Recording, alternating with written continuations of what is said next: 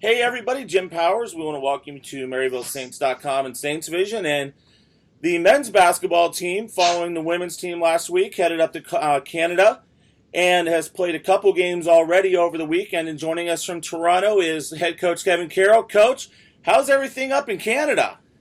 Having a great time, Jim. Having a great time. I mean, this is really, in my opinion, the best time to take a trip.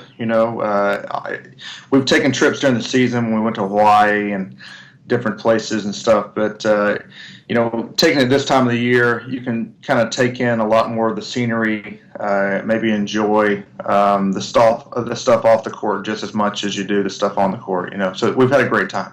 Awesome, and obviously a couple games over the weekend. You opened up Friday and Saturday with a couple very good games. And the one thing you were mentioning to me a little bit ago was, the difference in how the games officiated, how the games played up there. What are some of those differences that you guys saw in your first two games? Well, the biggest difference is really just the physicality that they allow you to play with, especially in the post and on rebounds. It's very rugged inside.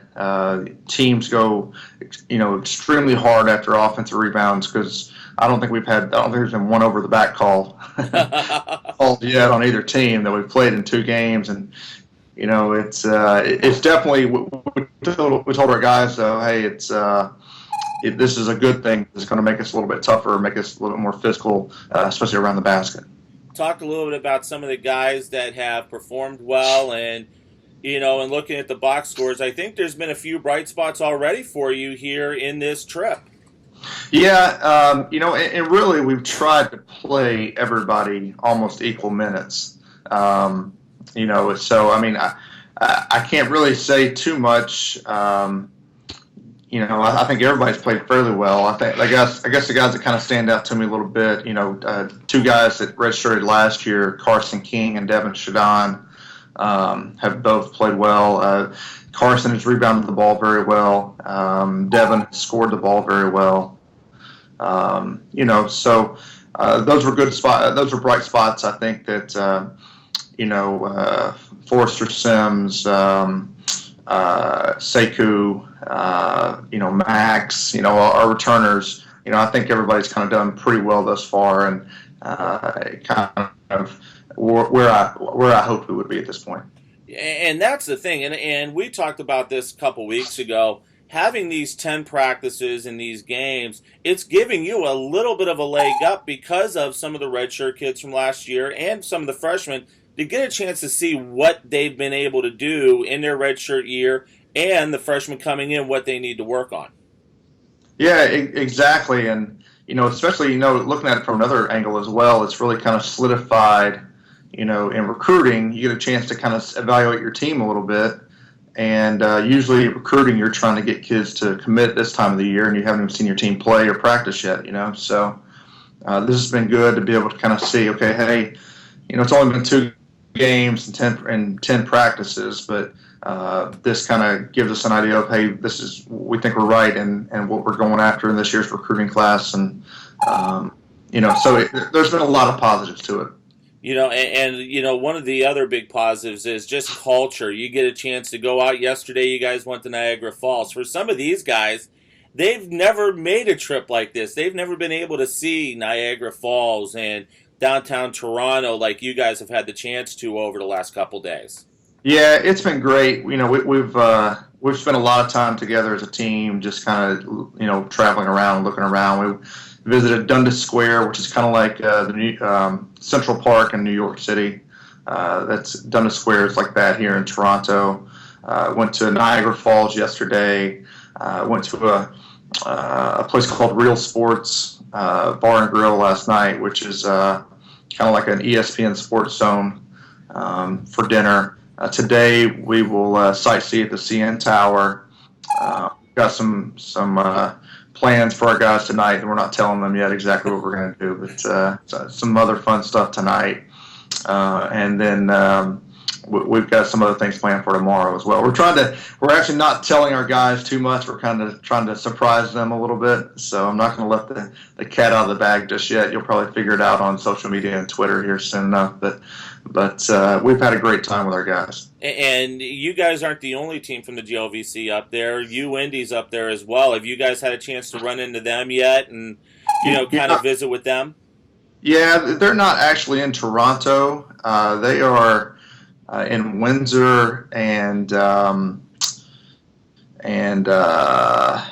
somewhere in between Windsor and Toronto. They play Western Ontario and they play Windsor. So we'll play Western Ontario tomorrow, which is about halfway in between Windsor and Toronto. So, haven't run into them, but this time of the year, it's you're going to have a lot of teams. There's been quite a few teams in Canada, Division I and Division II, here over the past couple of weeks. And then obviously tomorrow night you guys will play and then head back home. What's the plan when you guys get back? To let the guys get a couple weeks before classes start to kind of get reacclimated to classroom work and all that? Yeah. We get back on Wednesday morning, and then classes actually start on Monday. Yeah. So our incoming freshmen, or the incoming freshmen, will move in on Thursday, and the returning students move in on Saturday. So we'll just let the guys go. A lot of them will probably go home for a few days because all of our guys have already moved in. So probably go home for a couple of days. Get next week, get situated in classes.